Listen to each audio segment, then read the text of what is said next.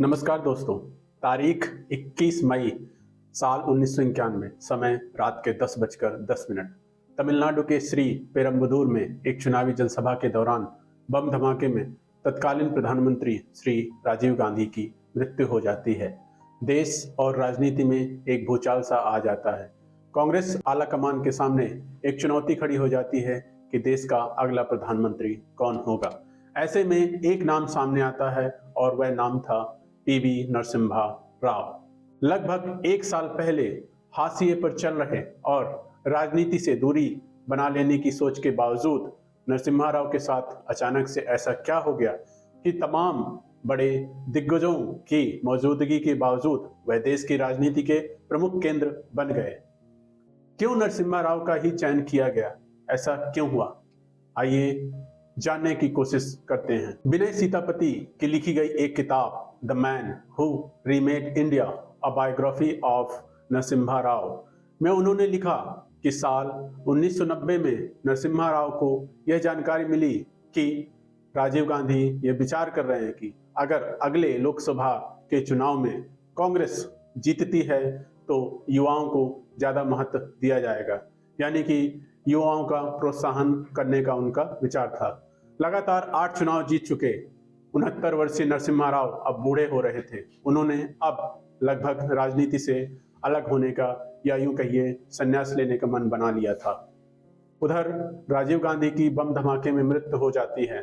शोक सभा में वरिष्ठ कांग्रेसी नेता प्रणब मुखर्जी उनको इशारा करते हैं कि पार्टी में लगभग एकमत है कि राव को अगला कांग्रेस का अध्यक्ष बनाया जाए और यही अच्छा है पार्टी को अंतर्कलह से बचाने के लिए।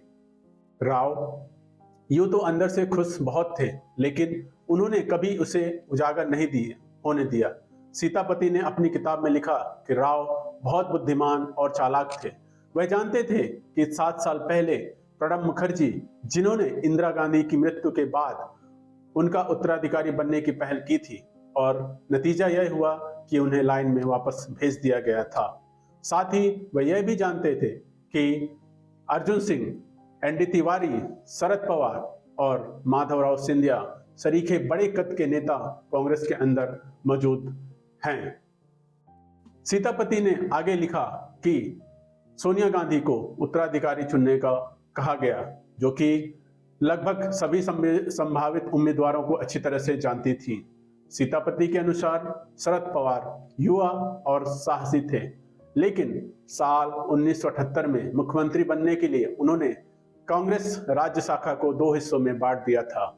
माधवराव सिंधिया और अर्जुन सिंह की उम्मीदवारी पार्टी के अंदर ही विरोध की वजह से नहीं हो पाई। अब सिर्फ एक ही नेता का नाम बचता है, वह थे एनडी तिवारी। एनडी तिवारी ही ऐसे नेता थे जिन पर सहमति बन सकती थी, लेकिन उन्होंने कुछ समय पहले राजीव गांधी की बात न मानकर लोकसभा का चुनाव लड़ा था, जिसमें वह विजयी नहीं हो पाए थे। अब एक ही स्वाभाविक उम्मीदवार नरसिम्हा राव बचे थे, जिनको राजनीति का अच्छा खासा अनुभव था। इंडियन एक्सप्रेस को लिखे गए एक लेख में संजय बारू लिखते हैं, उनकी उम्मीदवारी का लाभ उन्हें तत्कालीन राष्ट्रपति आर वेंकट रमन से भी मिलता है, जिन्होंने उस समय यह नियम लागू किया कि सबसे बड़ी पॉलिटिकल फॉर्मेशन के लीडर को सरकार बनाने के लिए आमंत्रित किया जाएगा, क्योंकि उस समय कांग्रेस के पास सबसे ज्यादा साउथ से ही सांसद थे। बारू आगे लिखते हैं कि राव उस समय पार्टी में सबसे ज्यादा अनुभवी थे, क्योंकि वह पहले ही राज्य के मुख्यमंत्री रह चुके थे।